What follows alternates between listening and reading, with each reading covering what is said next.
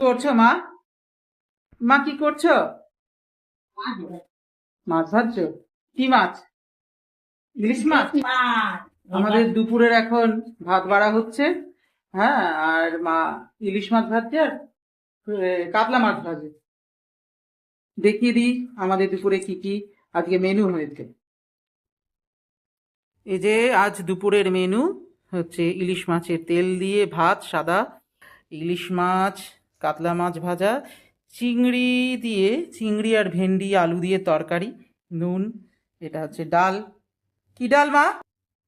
মুসুর ডাল, ঠান্ডা জল।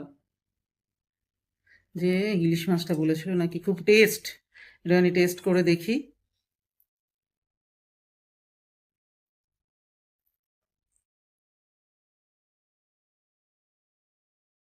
না, টেস্ট আছে। মদন কাকা তাহলে ঠিকই বলেছে, মাছটা খুব টেস্ট আছে।